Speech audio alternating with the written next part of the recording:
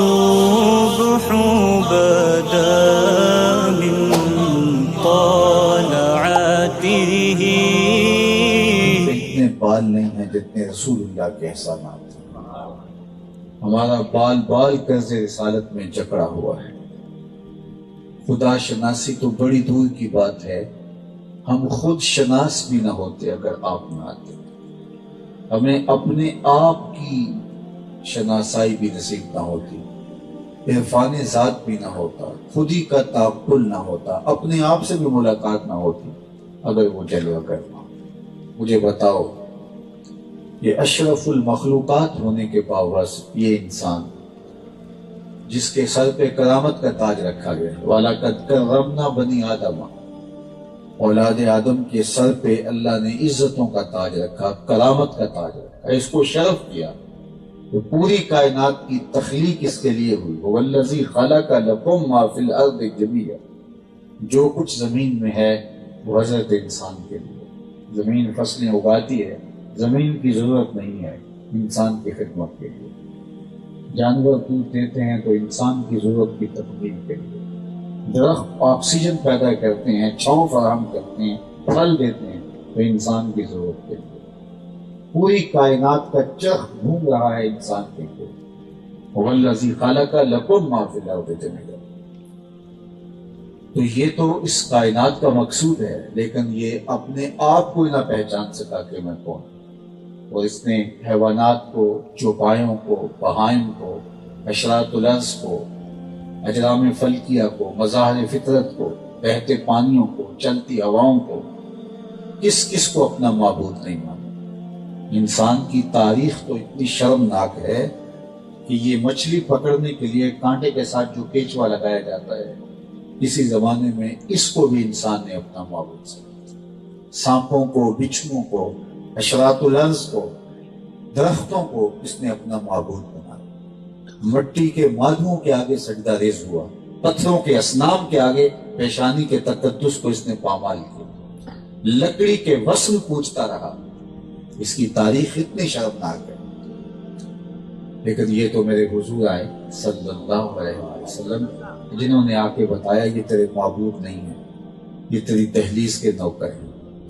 یہ درخت تیرے معبود نہیں ہو سکتے، تیری خدمت کے لیے پیدا کیے، تجھے آکسیجن فراہم کرنے کے لیے، تجھے چھاؤں دینے کے لیے، تجھے پھل فراہم کرنے کے لیے، تیرے ایندھن کے کام آنے کے لیے یہ درخت پیدا کیے گئے. یہ چاند، سورج، ستارے، اجرام فلکیہ تیری راہوں میں روشنی اجالنے کے لیے پیدا کیے گئے، تیرے ذوق نظارہ کی تسکین کے لیے پیدا کیے. ان جانوروں کو پوج رہے ہیں، یہ تیری سواری کے لیے، تیری بار برداری کے لیے، تجھے دودھ اور گوشت کی ضروریات بہم پہنچانے کے لیے پیدا کیے. اگر نہیں تو دیکھ، چاند کو پوچھتا ہے، یہ دیکھ اگلی اٹھتی ہے، وہ ٹکڑے ہو کے قدموں میں آتا ہے. سورج کو پوچھتا ہے، یہ دیکھ اشارہ ہوتا ہے، وہ بھاگتا ہوا اثر کے وقت پہ آتا. درختوں کو پوچھتا ہے، جا میں نہیں تو ہی کہہ دے تو میں اللہ کا رسول بلا. درخت بھاگتا ہوا آ کے قدموں میں سلامی کرتا. اب انسان کی آنکھ کھلتی ہے کہ جن کو میں معبود سمجھتا تھا وہ تو میری دہلیز کا نوکر نکلا، جس کو میں خدا مان رہا تھا وہ تو انسان کی انگلی کے اشاروں پہ رقص کرتا دکھائی دے رہا. اب اس کی آنکھ کھلی، اس کا فہم جاگا، اور اب اس کی ٹون ہی بدل گئی، اس کا لہجہ ہی تبدیل. اب اس کا بدلا ہوا لہجہ دیکھیے. یہ جو درختوں کو، حشرات ارض کو، اجرام فلکیہ کو، درختوں کو، ہواؤں کو، چلتے پانیوں کو اور بہتی ندیوں کو اپنا معبود سمجھتا تھا، اب ذرا اس کا بدلا ہوا لہجہ دیکھیے. اب یہ بولتا ہے، فرشتہ کہنے سے میری توقیر گھٹتی ہے، میں مسجود ملائک ہوں، مجھے انسان رہنے دو. کہتا اگر مجھے فرشتہ بھی تم نے کہا تو اس سے بھی میری عزت میں فرق آتا ہے، کیونکہ فرشتوں کی پیشانی بھی تو میرے حضور جھکتی رہی.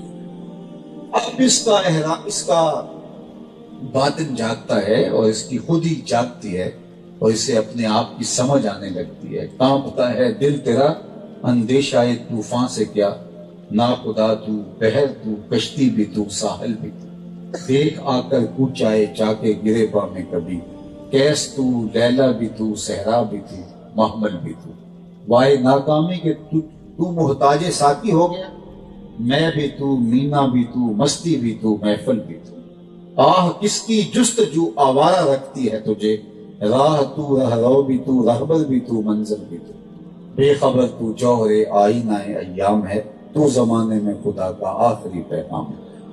اب اس کو پتا چلا کہ میں کون ہوں، اور خود ہی سے ملاقات ہے، اپنے آپ سے ملاقات ہے۔ تو خدا شناسی تو بڑی دور کی بات ہے، یہ خود شناس بھی نہیں تھا، خود شناسی کا نور بھی ملا تو حضور کی دہلیز پہ اس ذات پہ آ کے اس کو اپنے آپ سے ملاقات ہوتی ہے۔ اللہ اکبر۔ تو یہ نعمت جو ہمیں نصیب ہوئی، تو ساری زندگی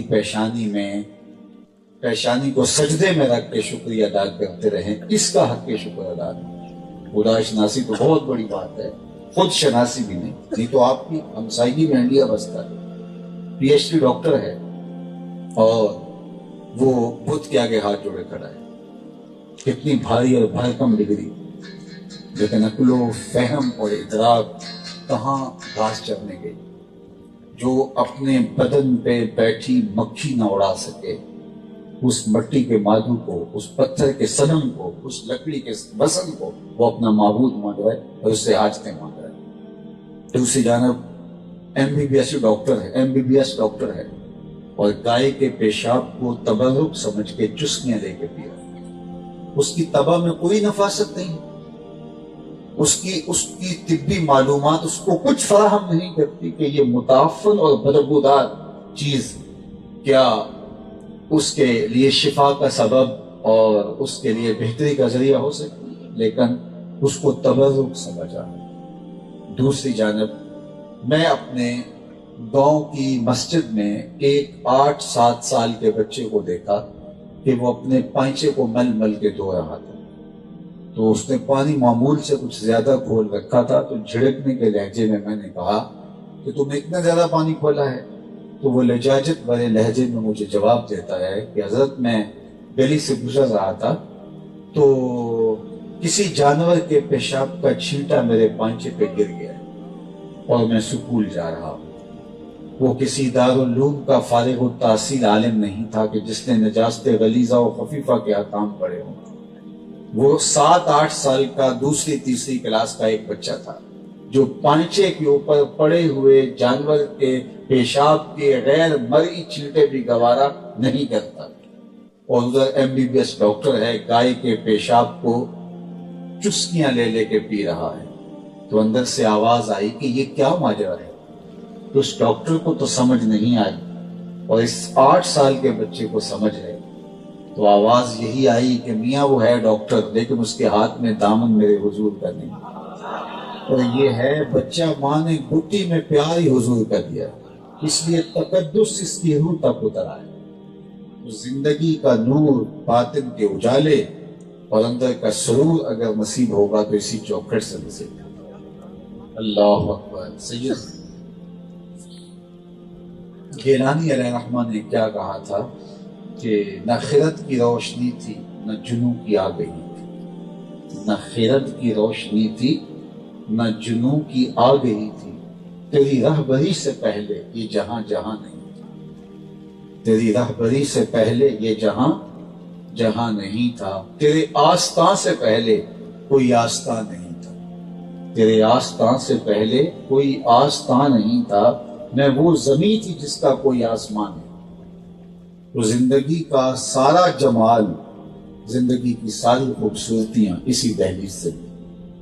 مجھے بتاؤ کہ حقیقی باپ اپنی بیٹی کو اپنے ہاتھ سے زندہ درگور کر دیتا ہے اور معاشرے سے داد پاتا ہے، یعنی کیسا شفاف معاشرہ تھا کہ حقیقی باپ اپنی بیٹی کو اپنے ہاتھ سے گڑا کھود کے زندہ درگور کرتا ہے، اوپر سے مٹی انڈھیلتا ہے، اور اس چھوٹی سی بچی کے ننھے سے ہاتھ جڑے ہوئے زندگی کی خیرات مانگتے ہیں، لیکن اس ظالم اور صفاق باپ کے دل میں رحم کا جذبہ بیدار نہیں ہوتا، اور وہ مٹی انڈھیلتا ہے، اس بچی کی سسکیاں، اس کی آہیں، اس کی چیخیں، اس کے جڑے ہوئے ننھے ننھے ہاتھ اس مٹی میں دب جاتے ہیں، اور جب وہ وہاں سے واپس آتا ہے تو معاشرہ داد دیتا ہے، تو نے کارنامہ سے انجام دیا، تو نے اپنی عزت بچا لی، اپنی پگڑی کے تلس کو نیچا ہونے سے بچا لیا، جو بیٹی کو اپنے ہاتھوں سے زندہ درگور کر کے آیا تھا.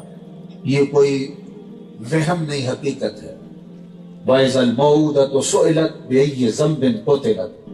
قیامت کے دن سب سے پہلا مقدمہ جو ہوگا وہ ان بچیوں کا ہوگا. قبروں میں گڑی ہوئی اللہ ان بچیوں کو اٹھائے گا، کیونکہ ان کی نہ کوئی FIR کٹی، نہ ان کے لیے کسی نے آنسو بہائے، نہ ان کے لیے جو ہے وہ کسی نے موم بتیاں جلائیں، نہ کسی ادارے میں کسی ایوان میں ان کے لیے کوئی احتجاج ہوا، نہ کسی نے ان کے لیے بینر اٹھائے. زندگی سمیت ریت میں دب گئی. آج قیامت کے دن پہلا مقدمہ ان کا لائق ہے. اول ما یحاسب بہ العبد یوم القیامہ القتل.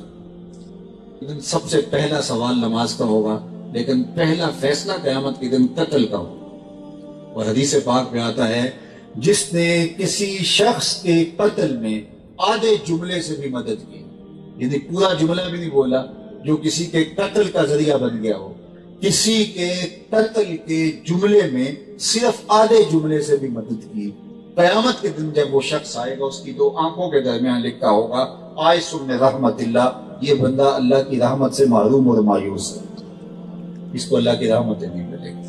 وہ جس نے بیٹی زندہ درگور کر دی اپنے ہاتھوں سے، تو پہلا کیس یہ کھولا جائے اور اللہ ان بچیوں سے پوچھے گا بے یہ ذنب قتلت، کس جرم میں قتل کی گئی. اب ان کو کیا پتا کہ ظالم باپ نے یہ قیامت کیوں توڑی. ظالم باپ کے ٹہرے میں کھڑا ہے، اس سے پوچھا جانا چاہیے نا کہ تم نے یہ قیامت کیوں توڑی. لیکن اللہ ان ظالم باپوں سے پوچھنے کی بجائے ان بچیوں سے پوچھ رہے ہیں. اللہ اکبر. علماء فرماتے ہیں کہ وہ ظالم باپ اتنے بڑے مجرم ہیں کہ اللہ ان سے بات کرنا بھی گوارا نہیں، تو ان سے یہ بھی پوچھے گا. اور یہ ڈٹائی سے جرم ہوتا ہے. لیکن جب بیٹیوں کو زندہ درگور کر کے باپ فخر کر رہا تھا، ایک آواز بلند ہوتی ہے، وہ آواز آپ نے سنی ہے، لیکن اس کو کلمہ تحسین کے معنی میں آپ نے سمجھا ہوگا. لیکن اس تناظر میں اس کو دیکھیے، جب بیٹیوں کو زندہ درگور کر کے باپ چھاتی چوڑی کر کے چلتا ہے اور کہتا ہے میری پگڑی کا کلس نیچے ہونے سے بچ گیا، اور معاشرہ بھی اسے داد دیتا ہے اور یہ جرم نہیں ہوتا، تو جس معاشرے میں بیٹیوں کی یہ تذلیل اور تحقیر ہو رہی ہے، اس معاشرے میں ایک آواز آتی ہے، لوگوں سن لو، میری فاطمہ میرے جگر کا ٹکڑا ہے. یہ سارے ظلم کی نفی ہوتی ہے، میری فاطمہ میرے جگر کا ٹکڑا ہے. اور سیدہ پاک سلام اللہ علیہا جب آقا کریم علیہ السلام کی بارگاہ میں ملاقات کے لیے حاضر ہوتی ہیں تو حضور اٹھ کے استقبال کرتے ہیں، فَأَجْلَسَهَا فِي مَجْلَسِهِ، اور اپنی مسند کے اوپر بٹھاتے. دنیا کو بتایا کہ بیٹیاں زندہ درگور کی جانے والی نہیں ہیں، عزت کی مسند پہ بٹھائی جانے والی. اور آج بھی جو بیٹیوں کے لیے عزت موجود ہے یہ میرے حضور علیہ السلام کی دی ہوئی ہے. میں نے ایک بوڑھے شخص کو مزدوری کرتے دیکھا، اس کی کمر پہ بوری لدی ہوئی تھی، تو میری شناسائی تھی، تو میں نے اس کو کہا اتنے بڑھاپے میں آپ کام کیوں نہیں چھوڑ رہے. اس کا لہجہ مجھے کبھی بھی نہیں بھولا. اس نے ایسے کہا کہ حضرت میری ایک بیٹی رہتی ہے جس کا بھی میں نے نکال دیا. میں نے کہا یہ بوڑھا باپ اس بیٹی کے لیے بڑھاپے میں دھکے کھا رہے. یہ باپ تو زندہ درگور کرتا تھا، یہ بیٹا، یہ بھائی فیکٹری میں اوور ٹائم لگا رہا ہے کہ میں نے بہن کے ہاتھ پیلے کرنے ہیں، یہ تو زندہ درگور کرنے میں باپ کے ساتھ شامل ہوتا تھا. میں نے پردیس میں پتھر کوٹتے لوگ دیکھے ہیں کہ ہم نے بیٹیوں کی شادیاں کر دی، بھائی وہاں جوانیاں کاٹ دیتے ہیں کہ ہم نے بہنوں کی شادیاں کر دی، یہ تو زندہ درگور کرتے تھے. ان کے سینے میں بیٹیوں کا پیار کس نے ڈالا؟ جواب آیا میلاد والے رسول. تو یہ ایک دن کے میلاد سے حق ادا نہیں ہوگا، ساری زندگی ان کے نام کرنا. یہ نہیں ہے کہ ایک دن ہم آئے چند نعرے لگا لیے اور واپس چلے گئے. ہمیں اپنی زندگیاں حضور کے نام کرنا، ان کے لائے ہوئے نظام کو اپنی زندگی میں اتارنا پڑے گا، اپنی زندگیوں کو منظم اور مرتب کرنا ہوگا ان کے لائے ہوئے نظام کی مطابقت.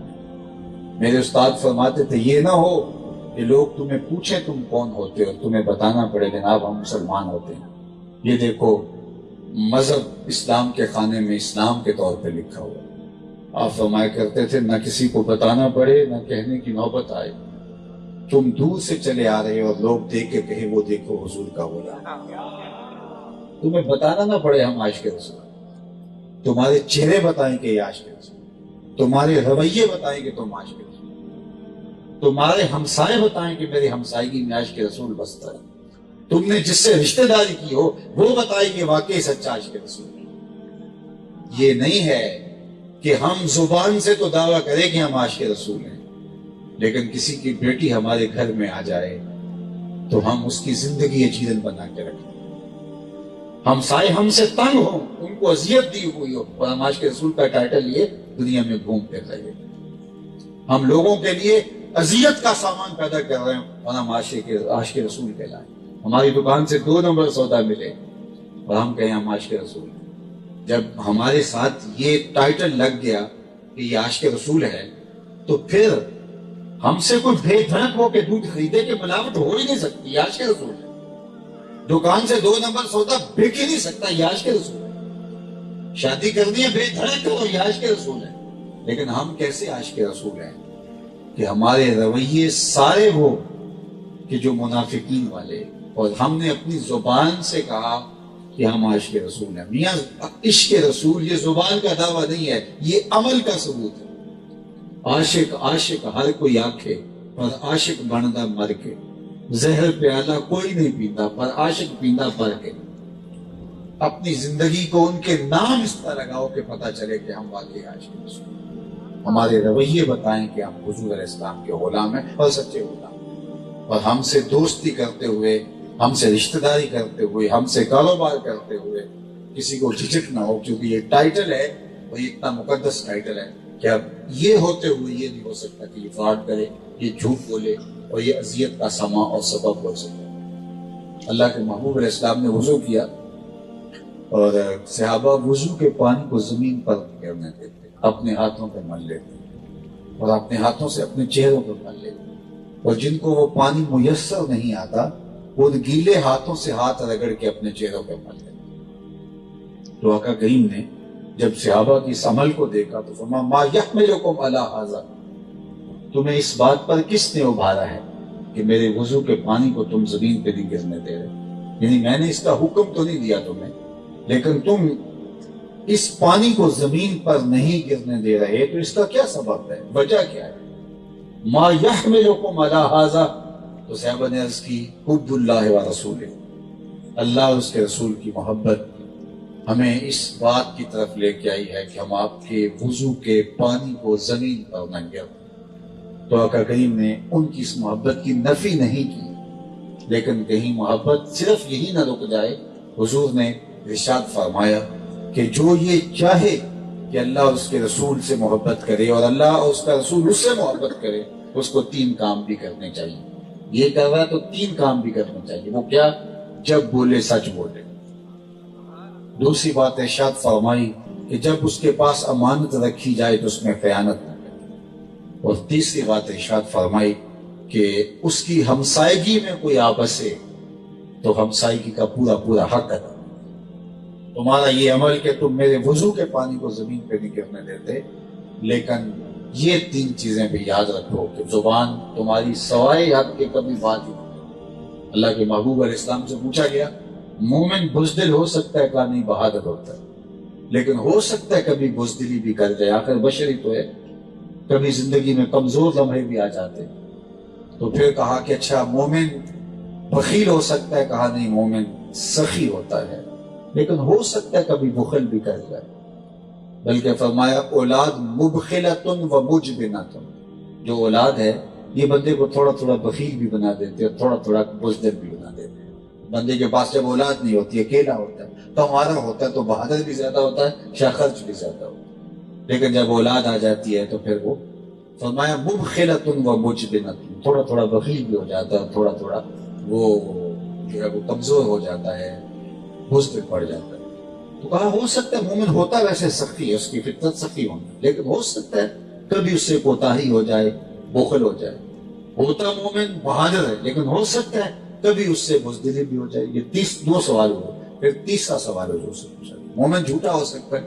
آقا کریم نے فرمایا جھوٹا نہیں ہو سکتا، یہ طے شدہ بات ہے، اس میں کوئی گنجائش نہیں کہ مومن ہو جھوٹا ہو، یہ ہو ہی نہیں سکتا۔ تو میں اور آپ دیکھیں کہ ہمیں دعویٰ ایمان ہے، ہماری زندگی میں جھوٹ ہے۔ آج تاجر کہتا ہے جھوٹ نہ بولے تو سودا نہیں بکتا، میں کہتا ہوں جاپان والوں کا کیسے فکر ہے؟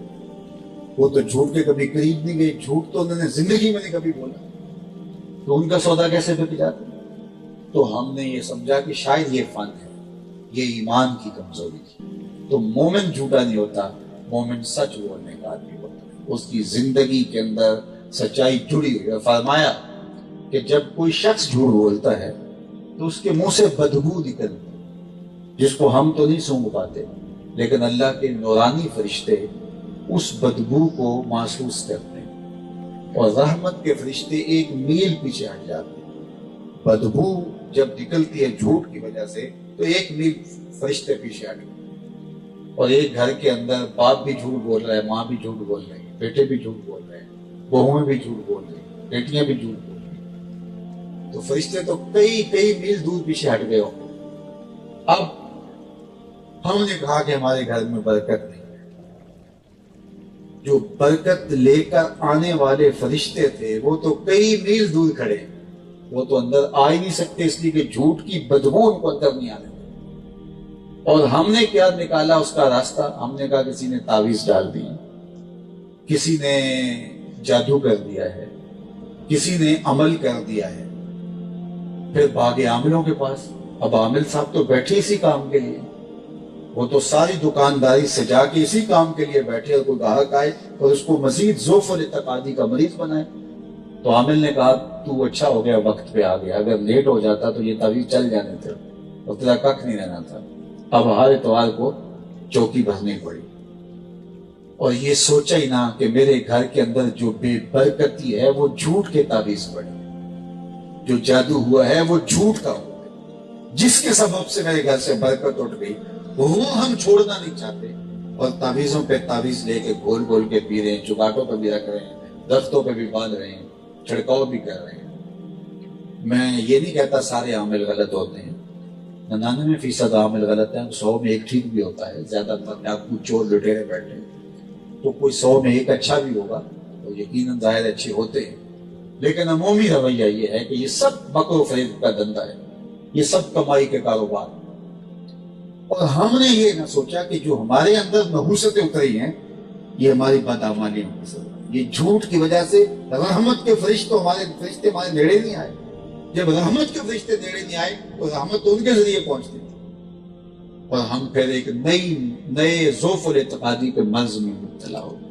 اور جب ذوف الاعتقادی کا مرض آتا ہے پھر توحید کا نور چھن جاتا ہے، پھر اللہ کو چھوڑ کر کے نہ جانے ایسے لوگوں کے پاس لوگ بیٹھے ہوتے ہیں جنہوں نے 6 سال سے غسل بھی نہیں کیا ہوتا، اور ان کو ان کی بدبو بھی کوئی فیض نظر آ رہا ہوتا ہے۔ ظاہر ہے کہ جھوٹ کے بدبو سے ان کا باطن مردہ ہو گیا۔ ہمیں اپنی زندگی کے اندر سچ لانا ہوگا، اور سچائی کے ساتھ اپنے آپ کو جوڑنا ہوگا، پھر زندگی نور سے، روشنی سے، اجالوں سے مالا مال ہوگی۔ اور میرے اور آپ کے آقا و مولا حضور ختمی المرتبت صلی اللہ علیہ وآلہ وسلم صادق بھی ہیں اور امین بھی ہیں، ہم مستبی کے ماننے والے، ہم جھوٹ کیسے بول سکتے؟ ہماری زندگی کے اندر تو سچ ہی سچ ہونا چاہیے، اور سچ کے ساتھ ہمیں جڑ کر کے اپنی زندگی کو منظم کرنا ہوگا۔ فرمایا جو سچ ہے وہ انسان کو جنت کی طرف لے جاتا ہے، اور جھوٹ جو ہے اس کا نتیجہ جہنم ہے۔ اس لیے ہمیں سچ کے خوگر ہو کر کے اپنی زندگی کو منظم کرنا ہوگا۔ میں سمجھتا ہوں یہ جتنا بڑا علاقہ ہے لاکھوں نفوس پر مشتمل ہوگا۔ یہ میرے پاس جو بیٹھے ہیں یہ چند 100 لوگ ہوں گے، 1000 ہوں گے، 1500 ہوں گے، اتنے لوگ، کئی لاکھ لوگوں میں سے یہ چند لوگ ہیں۔ لیکن اگر آج اس مجلس کے اندر صرف اتنے جو میرے سامنے بیٹھے ہوئے ہیں یہ صرف یہی عزم کر کے اٹھ جائیں کہ آج کے بعد ہماری زندگی میں جھوٹ نہیں ہوگا، تو آپ کا علاقہ دیکھیے 1 مہینے میں بدلا دکھائی دے۔ لیکن ہمیں تقریر سننے کا بھی ایک چسکا ہے، ہم تقریر کانوں کے تلذذ کے لیے سنتے ہیں، کانوں کا ایک نشہ ہے، اس لیے ہم محفل، تقریر، یہ ساری چیزیں ہمارا کانوں کے تلذذ کے لیے، روح کی زندگی میں۔ اس لیے جتنی تقریریں آج ہو رہی ہیں ماضی میں کبھی اتنی ہوئی تھی؟ چینلز کھولو تقریریں ہیں، یوٹیوب کھولو تقریریں ہیں، مختلف جو ہے وہ پلیٹ فارم ہے سوشل میڈیا کے، ہر جگہ پہ خطابات ہو رہے ہیں، کتابوں کی کتابیں چھپ رہی ہیں، جلسے ہو رہے ہیں، محافل ہو رہی ہیں، تقریریں ہی تقریریں ہو رہی ہیں۔ ہمارے صوفیاء نے تقریر تھوڑی کی، ان کا تو عمل تھا، اور اس کے عمل کی خوشبو سے دنیا بدل گئی تھی۔ اور آج میری تقریر سن کے لوگ سبحان اللہ تو کہہ دیں گے، لیکن اگر اندر تبدیلی نہیں آتی تو پہلے مجھے اپنے اندر اترنا پڑے گا کہ میں کہاں کھڑا ہوں۔ اللہ مجھے توفیق دے کہ میں اچھے اعمال کے ساتھ اپنے باطن کو مزین کروں، اور اللہ آپ کو بھی توفیق دے کہ ہم مساجد کے اندر جمعۃ المبارک کے خطبے میں آئیں یا کسی جلسے میں آئیں، ہمارا مقصد کانوں کی لذت حاصل کرنا نہ ہو، ہمارا مقصد خیر دینا ہو اور اس پر عمل کرنا ہو۔ صحابہ 10 آیتیں سنتے تھے، اگلی 10 تب پڑھتے تھے جب 10 پہ عمل ہو چکا، تو وہ عملی مسلمان تھے۔ اور ہمارے پاس معمولات کا ذخیرہ تو ہے، ہمیں بڑے بڑے جملے یاد ہیں، بڑے بڑے اقوال زرعی یاد ہیں، لیکن ہمارے پاس اگر عمل کی دنیا میں آ کے دیکھیں تو ہم زیرو۔ تو اس لیے حضور کے ساتھ محبت کا تقاضا یہ ہے کہ حضور علیہ السلام کی اطاعت کی جائے، حضور کی فرما برداری کی جائے۔ عبداللہ ابن رواحہ رضی اللہ تعالی عنہ کو جب جنگ موتا پہ حضور نے بھیجا تو فرمایا کہ ان لوگوں کو لے جاؤ، تو یہ جمعہ رات کا دن تھا، تو فرمایا ان کو 7 لوگوں کو لے کے تو جنگ موتا پہ روانہ ہو۔ تو حضرت عبداللہ ابن رواحہ نے سوچا کہ اتنا لمبا سفر ہے، ہو سکتا ہے دوبارہ حضور کو ملنا بھی نصیب ہوتا ہے یا نہیں۔ اور اسی غزوہ میں حضرت عبداللہ ابن رواحہ کی شہادت بھی ہوگی تھی۔ حضرت عبداللہ ابن رواحہ نے صحابہ کے لشکر کو تیار کیا اور شہر سے باہر روانہ کیا اور کہا تم چلتے رہو، میں تمہارے ساتھ آ کے مل جاؤں۔ اور رات مدینہ المنورہ میں رکے اور صبح حضور کے پیچھے جمعہ پڑا۔ جب حضور خطاب فرمانے بیٹھے تو دیکھا عبداللہ ابن رواحہ بیٹھے ہوئے، تو فرمایا ابن رواحہ تم یہاں ہو، میں نے تو کہا تھا کہ تم روانہ ہو جاؤ۔ عرض کی حضور میں نے سب کو روانہ کر دیا اور میں رک گیا ہوں اس آرزو میں کہ پتہ نہیں دوبارہ آپ کو دیکھنا نصیب ہوتا ہے یا نہیں ہوتا، تو آپ کے پیچھے آخری جمعہ پڑھ لو۔ تو آقا کریم نے فرمایا ابن رواحہ زمین اور آسمان کے درمیان جتنی جگہ خالی ہے اگر یہ سونے سے بھر جائے اور تم اس کو خیرات کر دو، جو چلے گئے ہیں تم ان کے ثواب کو پھر بھی نہیں پہنچ سکتے۔ حالانکہ حضرت عبداللہ ابن رواحہ حضور کے پیچھے جمعہ پڑھنے کی نیت سے رکے تھے، لیکن ایک طرف حضور کا حکم تھا اور ایک طرف ان کی محبت کا ایک جذبہ تھا، لہذا محبوب کا حکم مقدم ہے۔ تو مجھے اور آپ کو دیکھنا ہوگا کہ میں اور آپ اپنے ذوق کی ہی زندگی گزار رہے ہیں یا حضور کی اطاعت اور فرما برداری کے مطابق زندگی گزار رہے ہیں۔ اللہ اکبر، محمد دی زیارت محمد دے رنگ وچ، ان کے رنگ کے اندر ہمیں آنا ہوگا۔ یاری لا تو پاک نبی سنگ اے پر پوری یاری، پھر درود قبول ہے تیرا لکھ نہ لو ایک واری۔ ان کے عطا کیے ہوئے نظام حیات کو اپنی زندگی میں اتاریں۔ تو میں پھر اپنے استادوں کا قول دہراتا ہوں کہ یہ نہ ہو کہ لوگ تمہیں پوچھیں تم کون ہو اور تمہیں بتانا پڑے صاحب ہم مسلمان ہوتے ہیں۔ کہا تمہاری وضاحت سے لے کے طرز زندگی تک، تمہارے وعدے وعید سے لے کر کے تمہارے انداز حیات تک ایسا ہو کہ تم دور سے بھی آ رہے ہو تو لوگ کہیں یہ حضور کا غلام ہے۔ نور آنکھوں میں تو چہروں پہ اجالے ہوں گے، مصطفیٰ والوں کے انداز نرالے ہیں، دنیا میں بھی ان کے دم سے مقدر چمکا، محشر میں بھی ان کی رحمت کے حوالے ہوں گے۔ اللہ تعالیٰ آپ کو مجھے حضور علیہ السلام کی کامل اتباع کی توفیق عطا فرمائے، اور ہمارے محترم حاجی صاحب کو کاروبار میں، رزق میں، مال میں، جان میں، اولاد میں برکتیں دے۔ آپ سب لوگوں کو اللہ تعالیٰ یہاں سے واپس گھروں میں پہنچنے سے پہلے اس اجتماع کی برکتیں نصیب فرمائے، اور اللہ ہم سب کو نیک صالح پاکیزہ مسلمان بنا۔ ہم یہ چاہتے ہیں کہ حکومت اچھی آ جائے ہمارے اوپر، حکمران اچھے آ جائیں، لیکن ہم خود نہیں بدلنا چاہتے، کبھی بھی ایسا نہیں ہو۔ یہ اللہ کا ایک نظام ہے۔ اعمالکم اموالکم، تمہارے اعمال ہی تمہارے امال ہیں، جس طرح کے عمل ہوں گے اس طرح کے حکمران ہیں۔ کسی نے حجاج بن یوسف سے کہا، جو بہت بڑا ظالم شخص گزرا ہے تاریخ کا، حضرت حسن بصری رضی اللہ تعالیٰ عنہ کہا کرتے تھے پچھلی امتوں کے لوگ اپنے سارے ظالم اکٹھے لا کے ایک پرڑے میں ڈال دیں، دوسرے میں ہم حجاج بن یوسف کو ڈال دیں، یہ پرڑا پھر بھی بھاری۔ 70,000 لوگ اس نے اپنے ہاتھ سے قتل کیے، 90,000 لوگ اس کے حکم سے کٹے، لیکن کسی نے جرأت کر لی اور حجاج بن یوسف سے کہا کہ تو نے حضرت عمر کا زمانہ دیکھا ہے اگرچہ اس وقت بچپنے میں تھا، تو ان جیسا انداز حکمرانی اختیار کیوں نہیں کرتا؟ اس نے 2 لفظی جواب دیا، تبازروا اتعمر لکم، اس نے کہا تم ابو ذر غفاری جیسی رعایا بن جاؤ، میں عمر جیسا حکمران بن جاؤں۔ جب رعایا ابو ذر غفاری جیسی ہوتی ہے تو حکمران حضرت عمر جیسا۔ تو آج ہمارے اوپر کچھ ہونے والا نہیں، یہ شاید کسی کو گمان ہو کہ 8 تاریخ کے بعد بدلا موسم ہوگا، وہی آبلے، وہی جلن، درد دل میں کوئی کمی نہیں، وہی کچھ ہوگا، وہی ڈاکو، چور، لٹیرے، بدماش، گنڈے، وہی ہڈیاں نوچنے والے اور جو ہے وہ جسم کو نوچنے والے، خزانوں کو دبوچنے والے، وہی شرمناک ماحول ہوگا، کوئی تبدیلی آنے والے نہیں۔ خام خواہ مشقت میں نہ پڑے، ایسے نہ امید لگا کے بیٹھے کچھ ہونے والا، اس لیے ہم بدلنے والے نہیں۔ جب ہم بدلنے والے بھی نہیں تو اوپر سے بدلنے والے۔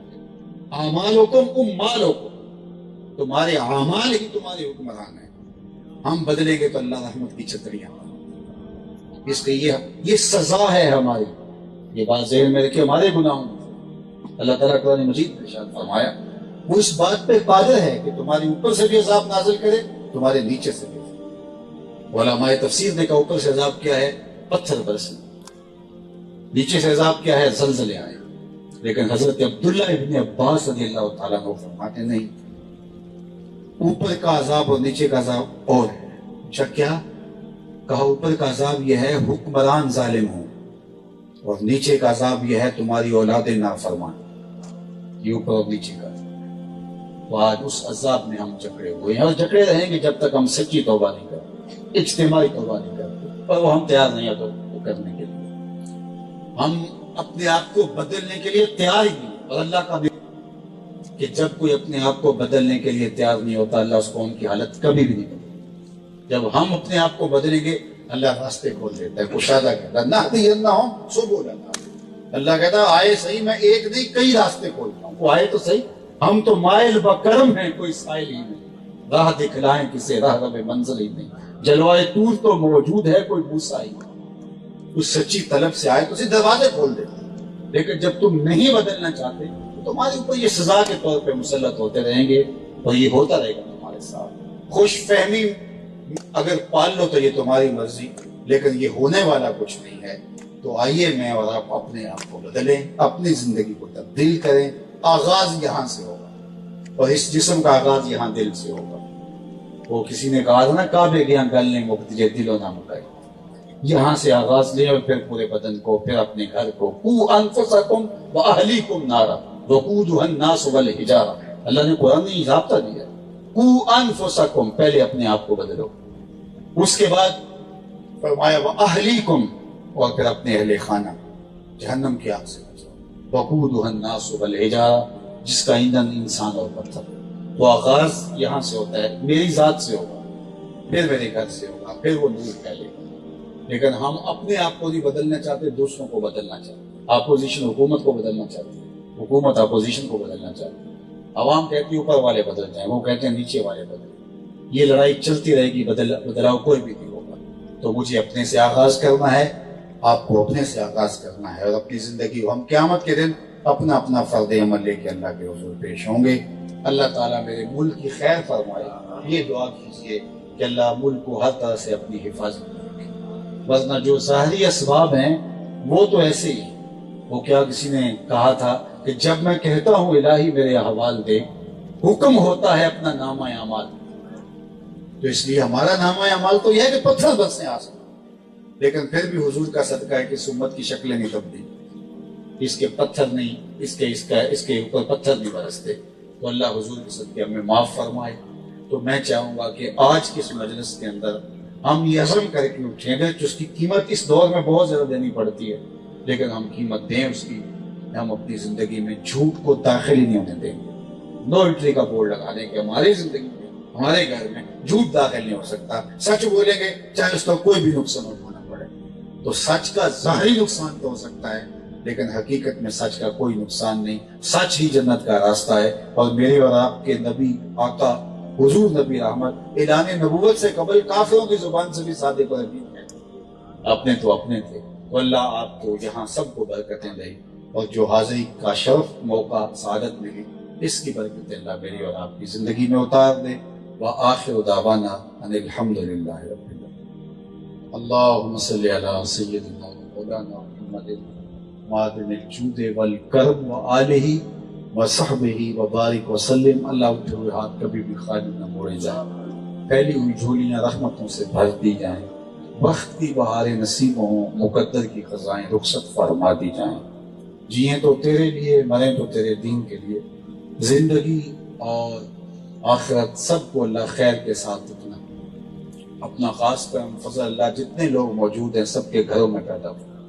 اللہ ہمیں اپنے باطن کو، اپنے ظاہر کو، اپنے اعمال کو، رویوں کو، طرز زندگی کو، انداز معاشرت کو، عادات کو، خصائل کو شریعت بیضا کی مطابقت میں ڈھالنے کی توفیق عطا کر۔ اللہ یہاں ہمارے محترم حاجی صاحب کے کاروبار میں برکتیں عطا فرما، جتنے لوگ بیٹھے ہیں سب کے کاروبار میں، پورے علاقے پہ اللہ کی رحمتیں نازل۔ اللہ میرے وطن کی خیر فرما، میرے ملک کو اپنی خاص عنایتوں کا حصار عطا کر۔ بالخصوص اللہ فلسطین کے مجبوروں کی نصرت فرما۔ اس آسمان کے نیچے، زمین کے اوپر تیرے علاوہ ان کا کوئی آسرا نہیں۔ اللہ ان دکھیاروں کی مدد فرما، ان پریشان حال لوگوں کے حال پہ رحم فرما۔ ہمارے محترم جناب قاسم صاحب کے والد بزرگوار انتقال کر گئے، اللہ ان کو غفران رحمت کے پردوں میں ڈھانپے۔ اس کے علاوہ ہمارے جتنے بھی فوج شدگان اللہ سب کو غفران رحمت کے پردوں میں ڈھانپے۔ وصلی اللہ تعالی علی النبی الامین وعلیہ وسلم۔ السلام علیکم ورحمۃ اللہ۔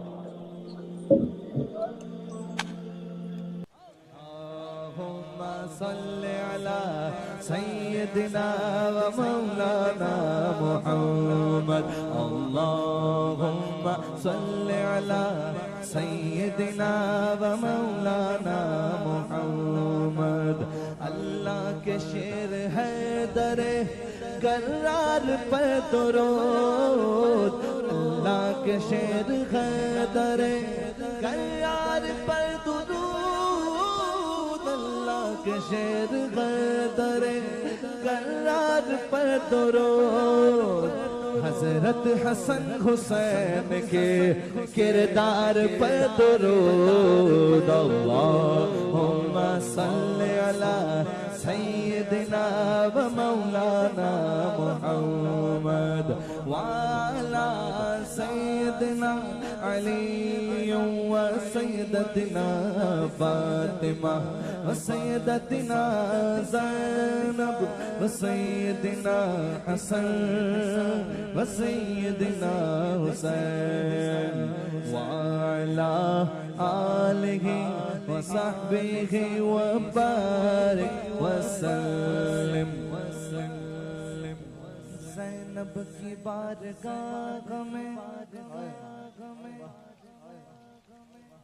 زینب کی بارگاہ میں، زینب کی بارگاہ میں، زینب کی بارگاہ میں سلام نیاز ہے، زینب کی بارگاہ میں سلام نیاز ہے، جو مرتضیٰ کی لاڈلی زہرا کا ناز ہے۔ اللہم صلی علی سیدنا و مولانا محمد وعلی سیدنا علی و سیدتنا فاطمہ و سیدتنا زینب و سیدنا حسن و سیدنا حسین